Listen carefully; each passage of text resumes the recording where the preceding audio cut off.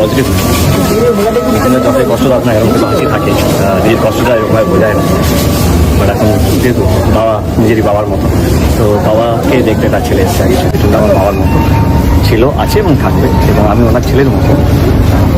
আমি কামনা করবো কি ওনার জন্য উনিও তাদের সুস্থ হয়ে যান এবং আর যেন ওনাকে হসপিটালে আসতে হয়। মিঠুন চক্রবর্তীর অসুস্থতার খবর পেয়ে হাসপাতালে ছুটে যান অভিনেতা দেব। অভিনেতা মিঠুন চক্রবর্তীকে দেখে বের হওয়ার পর দেবের চোখে মুখে গভীর চিন্তার ছাপ স্পষ্ট ছিল। সংবাদ মাধ্যমের মুখোমুখি হয়ে দেব অত্যন্ত মন খারাপ করে জানান, মিঠুন চক্রবর্তী অত্যন্ত সংকটময় অবস্থায় আছেন।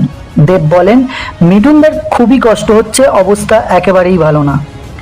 অত্যন্ত আবেগপ্রবণ হয়ে দেব সমস্ত ভক্তদের ও দেশবাসীর উদ্দেশ্যে আকুল আবেদন জানিয়েছেন, সবাই যেন বেশি করে দোয়া ও প্রার্থনা করেন যাতে মিঠুনদা দ্রুত এই সংকট কাটিয়ে সুস্থ হয়ে আবার সকলের মাঝে ফিরে আসতে পারেন।